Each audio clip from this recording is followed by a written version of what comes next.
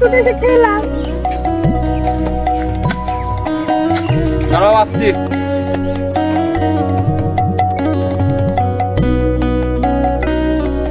বাবুরা তো একটা কথা বলবো। বলো। বাবু আর 3 দিন ধরে কিছু খায়নি, গাড়ি কেনার আবদার করছে, নাহলে গলায় দৌড় দিব তাই বলছে। গাড়িটা কিনে দাও না, আমার এই চালা যন্ত্রণা আর ভালো লাগছে না। তোমার কাছে কিছু টাকা পয়সা আছে? নাই গো, আমি টাকা পয়সা কোথায় পাবো? চাষবাসের যে অবস্থা, কোনো জিনিসেরই তো দাম নেই। দেখো একটা কিছু করো না, আমাদের বিলের জমিটা বন্ধক দাও না। দেখো ওই জমিটা বন্ধক দিলে 50 টাকা হতে পারে, আর আমার লোক তোমাদের কাছ থেকে 6000 টাকা আছে, ওইটা তুলে দিব।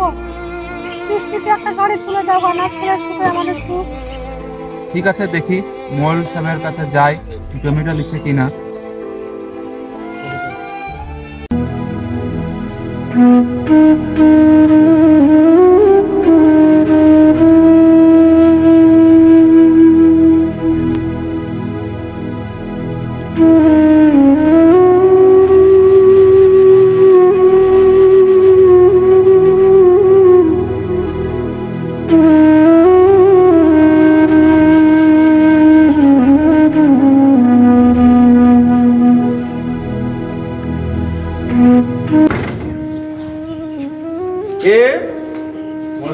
আমার 50,000 টাকা খুবই দরকার। ছেলে গাড়ি কেনার ঝুঁক কেটেছে, তাই আপনার কাছে এসেছি, আমার বিলের উপরে জমিটা বন্ধক দেবো। রাজ্জাক, তুই টাকা কি করবি? টাকা কি দরকার তোর, বল একটু শুনি। আর বলেন না, ছেলে 3 দিন ধরে কিছু খায়নি, গাড়ি কেনার ঝুঁক তুলেছে।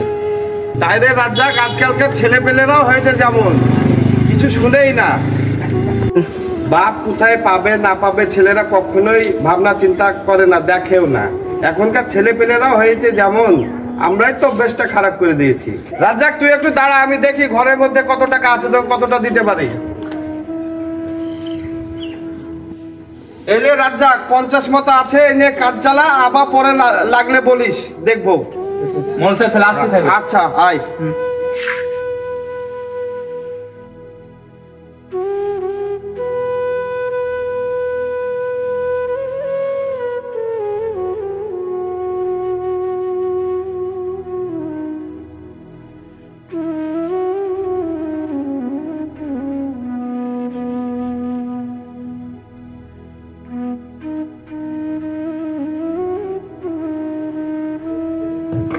কই রে বাবু, বাইরে আয়।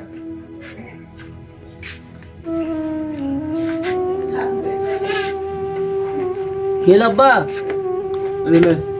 তোর গাড়ি কেনার টাকা গাড়ি কিনলো, তোর মায়ের লক্ষ্মী ভান্ডারে 5,000 টাকা আছে, আর আমি জমি বন্ধক দিয়ে 50,000 টাকা এনেছি, আর তোর মায়ের 5,000 টাকা।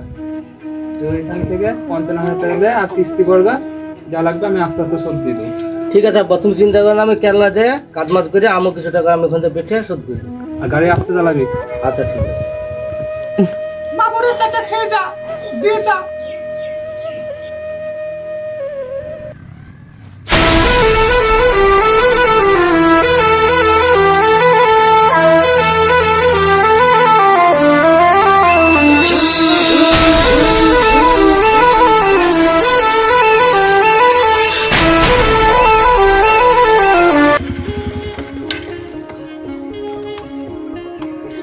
হাবিব, ও হাবিব,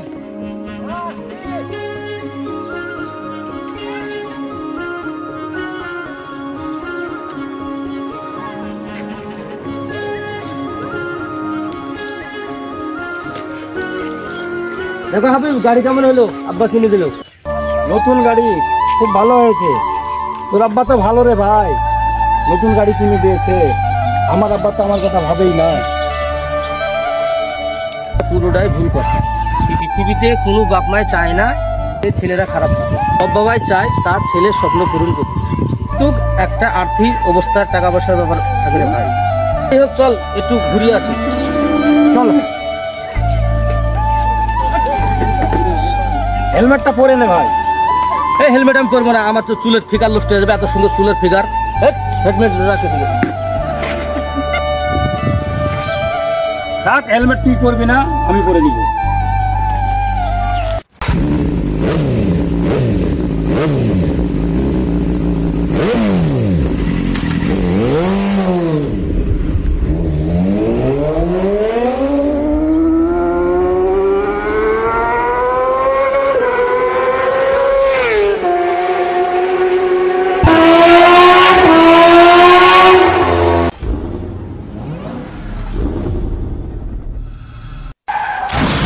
কি হয়েছে তোর? ওঠ ওঠ বাবু, বাবু অ্যাম্বুলেন্স, অ্যাম্বুলেন্স।